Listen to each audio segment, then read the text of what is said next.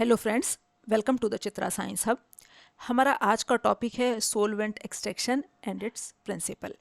Solvent extraction क्या होता है और उसका क्या प्रिंसिपल है। अब first of all solvent extraction क्या है हमारा। Solvent extraction is also known as liquid liquid extraction. Solvent extraction को हम लिक्विड लिक्विड एक्सट्रैक्शन भी कहते हैं। अब क्या है हमारा solvent extraction. Solvent extraction is a process in which a compound transfer from one solvent to another owing to the difference in solubility or distribution coefficient between these two immiscible solvents.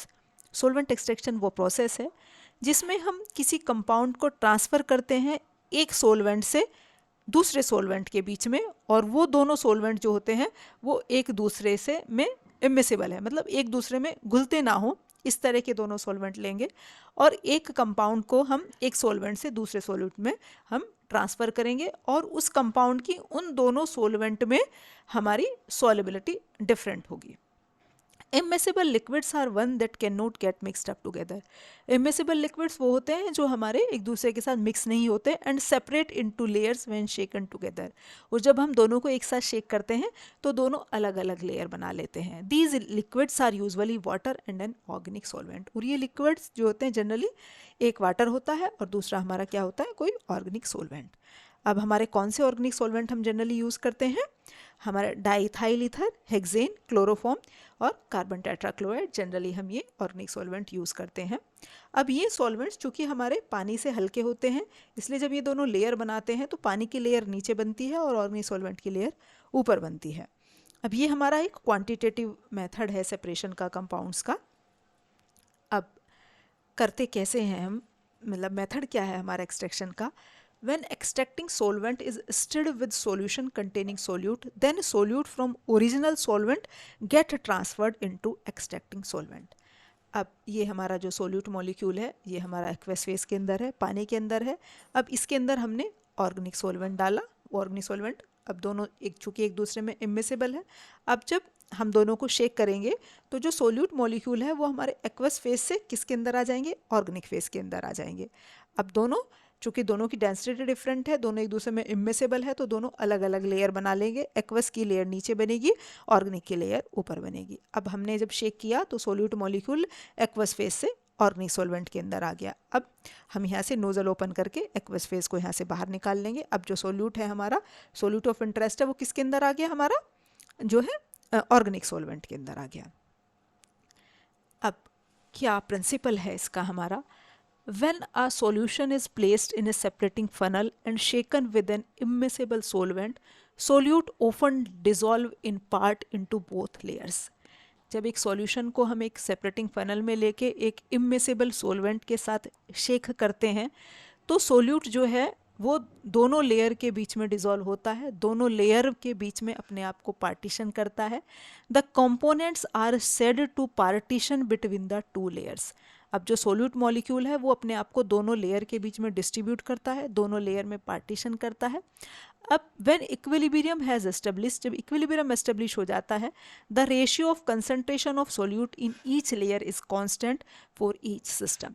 और जब हमारा equilibrium establish हो जाता है तो जो ratio होती है हमारी कंसंट्रेशन ऑफ सॉल्यूशन की, वो हर लेयर के, दोनों लेयर के में हमारी कांस्टेंट होती है। और इसे हम कैसे रिप्रेजेंट करते हैं, के से रिप्रेजेंट करते हैं। के क्या है हमारा, पार्टीशन कॉफिशिएंट कह लें या डिस्ट्रीब्यूशन कॉफिशिएंट कह लें। पार्टीशन कॉफिशिएंट इसलिए क्योंकि उसने सोल्यूट ने अपने आप को दोनों लेयर के बीच में पार्टीशन किया हुआ है, और डिस्ट्रीब्यूशन कॉफिशिएंट इसलिए क्योंकि दोनों में उसने अपने आप को डिस्ट्रीब्यूट किया है। अब इसके ऊपर यदि हम नर्स डिस्ट्रीब्यूशन लॉ अप्लाई कर दें, the Nernst distribution law can be applied in solvent extraction. According to this law the distribution coefficient और partition coefficient is fixed for a solute in a pair of immiscible solvent.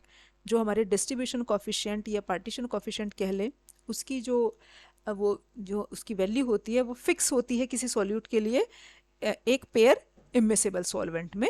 उसकी जो हमारी जो value होती है वो KD की, जो केडी मीन्स पार्टीशन कॉफिशिएंट या डिस्ट्रीब्यूशन कॉफिशिएंट, उसकी वैल्यू हमारी फिक्स होती है।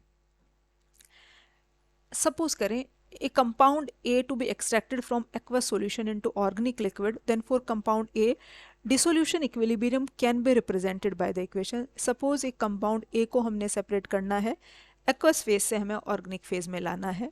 ये हमने इन दोनों के बीच का ये इक्विलिब्रियम है।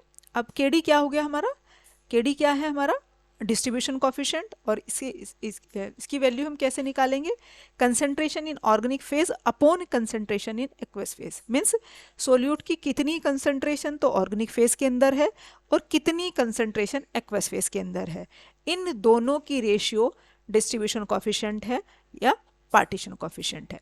From equilibrium coefficient, it is clear that some quantity of a compound will remain unextracted in aqueous phase. अब इस वैल्यू से हमें क्या पता चलता है कि सोल्यूट की कुछ मात्रा अभी भी ऑर्गेनिक फेज के अंदर बच जाती है। तो इसलिए हम जो है सिंगल एक्सट्रैक्शन में हम सोल्यूट को जो है ऑर्गेनिक एक्वस फेज से ऑर्गेनिक फेज में नहीं ला सकते। इसके लिए हम क्या करते हैं, जो है आपका मल्टीपल एक्सट्रैक्शन करते हैं, मतलब जो है उसे हम जो है बार बार हम एक्सट्रैक्ट करते हैं। पहले हमने एक बार एक्सट्रैक्ट किया तो जो हमारा एक्सट्रैक्शन के बाद एक्वस फेज के अंदर कुछ सॉल्यूट अभी भी रह गया, हम उसका फिर से एक्सट्रैक्शन करेंगे। करते कैसे हैं ये हम देखेंगे। ये है हमारा वाटर, ये हमारा एक्वस फेज है, इसके अंदर 0.50 कोई हमारा सोल्यूट है। अब हमने इसके अंदर ईथर डाला, दोनों को शेक किया, तो अब ये जो हमारा सोल्यूट था ये इसने अपने आप को दोनों के बीच में डिस्ट्रीब्यूट कर लिया। कैसे, ये 0.21 ग्राम तो अभी भी एक्वस के अंदर रह गया और 0.29 ग्राम जो है हमारा ईथर के अंदर आ गया। अब यहाँ से हम नोजल ओपन कर देंगे तो ये जो एक्वस फेज है, जो पानी है, ये नीचे आ जाएगा। अब ये 0.29 ग्राम तो हमारा जो है सोल्यूट ईथर के अंदर आ गया, लेकिन 0.21 ग्राम अभी भी एक्वस फेज के अंदर है। इसके लिए हम क्या करेंगे, फिर से एक्सट्रैक्शन करेंगे, फिर से इसके अंदर ईथर डालेंगे, फिर से दोनों को शेक करेंगे, तो क्या हो जाएगा, अब जो है हमारा जो ये हमारा 0.21 ग्राम जो हमारा सोल्यूट था, अब ये फिर से अपने आप को दोनों के बीच में डिस्ट्रीब्यूट कर लेगा। तो 0.12 ग्राम तो हमारा ईथर के अंदर, ये सिर्फ एक अप्रोक्सीमेशन है, इतना आ रहा है, ये फिक्स रेशियो नहीं है कि वो इतना ही आता है। तो हमारा क्या है, अब सपोज 0.12 ग्राम तो इथर के अंदर आ गया, लेकिन 0.09 ग्राम अभी भी हमारा एक्वस के अंदर रह गया। चूंकि टोटल हमारा कितना था, 0.21 था, तो ये 0.12 और 0.09, तो टोटल कितना हो गया 0.21। तो टोटल हमारा कितना सोल्यूट था, 0.21 ग्राम, जो एक्वस फेज के अंदर अभी भी बच रहा था। अब इसमें से 0.09 तो अभी भी एक्वस के अंदर ही रह गया, लेकिन 0.21 ग्राम अब सेकेंड एक्सट्रैक्शन में हमारा इतना निकल गया। अब ये बचा हुआ अभी भी 0.09 ग्राम है। इसे एक्सट्रैक्ट करने के लिए हम फिर से इसके अंदर ईथर डालेंगे, फिर से शेक करेंगे, तो अब पॉइंट जो है अभी 0.091 जो था, इसमें से 0.04 ग्राम तो अभी भी एक्वस फेज के अंदर रह गया, लेकिन 0.051 ग्राम जो है हमारा क्या है, ईथर फेज के अंदर हमारा आ गया। तो इस तरह से अब जहां हमारा पहले एक्वस फेज के अंदर 0.50 ग्राम था, अब वो कितना रह गया, 0.04 ग्राम। पहले एक्सट्रैक्शन फर्स्ट एक्सट्रैक्शन में कितना रह गया था हमारा 0.21, सेकेंड एक्सट्रैक्शन में कितना बचा 0.09 ग्राम। अब जब हमने थर्ड बार एक्सट्रैक्ट किया तो केवल माइन्यूट क्वांटिटी हमारी एक्वस फेज के अंदर रह गई, बाकी सारा हमारा किसके अंदर आ गया, ईथर के अंदर आ गया। अब इस इक्वेशन की हेल्प से हम निकालेंगे कि कितना हमारा एक्सट्रैक्ट हुआ। अब ये हमारी इक्वेशन है, xn is equal to XA V AQ, AQ aqueous के लिए आया है और V नोट जो है हमारा ऑर्गेनिक फेज के लिए आया है, और KD क्या है हमारा डिस्ट्रीब्यूशन कोफिशिएंट। अब N क्या रिप्रेजेंट कर रहा है, number of times solute is extracted from aqueous phase. N क्या है, कितने टाइम्स हमने सोल्यूट को एक्सट्रैक्ट किया एक्वस फेज से। जैसे कि हमने भी फिगर में देखा कि हमने उसे 3 बार एक्सट्रैक्ट किया, तो X की वैल्यू कितनी हो जाएगी 3। अब ये हमारी 1 2 3 कुछ भी हो सकती है। अब xn क्या है, quantity of solute remain in aqueous phase after n extraction. N extraction के बाद जो क्वांटिटी अभी भी एक्वस फेज के अंदर रह गई वो है हमारी xn। XA क्या है, millimoles of solute taken in aqueous phase. कितनी मिलीमोल्स हमने एक्वस फेज के अंदर लिए थे, जैसे कि हमने इस वाले एग्जाम्पल में कितने लिए रखे थे 0.50 ग्राम। KD डिस्ट्रीब्यूशन कोफिशिएंट है, VAQ volume of aqueous phase taken for extraction, कितना वॉल्यूम हमने एक्वस फेज का लिया, और V नोट क्या है, कितना वॉल्यूम हमने ऑर्गेनिक फेज का लिया। अब एफिशिएंसी ऑफ एक्सट्रैक्शन, एक्सट्रैक्शन की एफिशिएंसी हमारी क्या है, percent extraction is another term use in solvent extraction to express efficiency of extraction. Percent extraction जो है भी एक टर्म हम यूज़ करते हैं एफिशिएंसी ऑफ एक्सट्रैक्शन पता करने के लिए। अब ये परसेंट एक्सट्रैक्शन और एफिशिएंसी ऑफ एक्सट्रैक्शन है क्या, ये हम इस फॉर्मूले से कैलकुलेट करते हैं। Percent extraction is equal to m not upon v not plus m में वी ए इंटू 100%। अब ये परसेंटेज में चूंकि निकलता है, जहां पर हमारी एम नोट क्या है, मोलैरिटी ऑफ ऑर्गेनिक फेज, और एम ए क्या है, मोलैरिटी ऑफ एम नोट है मोलैरिटी ऑर्गेनिक फेज। ओ जो सब्सक्रिप्ट है वो तो ऑर्गेनिक के लिए आया है, ए आया है एक्वस के लिए। तो एम नोट क्या है, molarity of organic phase, M a है molarity of aqueous phase, V note volume of organic phase, और वी ए है वॉल्यूम ऑफ एक्वस फेज। ये हो गई हमारी ऑर्गेनिक फेज के लिए जो है हमारा ओ सब्सक्रिप्ट, और एक्वस फेज के लिए ए। अब सेपरेशन फैक्टर, सपोज करो एक सॉल्यूशन के अंदर हमारे दो सोल्यूट हैं ए और बी, और हमें उन्हें सेपरेट करना है। तो हम कैसे सेपरेट करेंगे, तो हम एक्सट्रैक्टिंग सॉल्वेंट इस तरह का लेंगे कि जिसमें उन दोनों में से कोई एक सॉल्यूट तो ज़्यादा डिजॉल्व होता हो और दूसरा बहुत कम होता हो।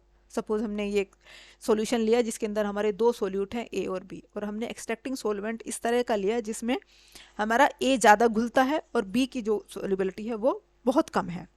Under these condition, the effectiveness of separation is expressed in terms of separation factors. इस कंडीशन में जो इफेक्टिवनेस है हमारी सेपरेशन की, वो कैसे एक्सप्रेस करेंगे हम, सेपरेशन कोफिशिएंट या सेपरेशन फैक्टर की टर्म्स में। अब ये है क्या हमारा सेपरेशन फैक्टर, ये दो डिस्ट्रीब्यूशन कोफिशिएंट की रेशियो है।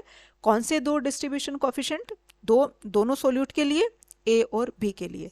तो अब ये हमारी बीटा की वैल्यू जितनी ज़्यादा हाई होगी, मीन्स सेपरेशन फैक्टर की वैल्यू ये हमारी जितनी ज़्यादा हाई होगी, उतना ही हमारा सॉल्वेंट एक्सट्रैक्शन अच्छे से होगा। मतलब दो सोल्यूट के बीच में, मतलब ये वैल्यू जितनी ज़्यादा होगी उतना ही ज़्यादा हमारा अच्छे से सॉल्वेंट एक्सट्रैक्शन होगा। अदरवाइज जो है हमारा क्लियर सेपरेशन हमारा होना मुश्किल हो जाएगा।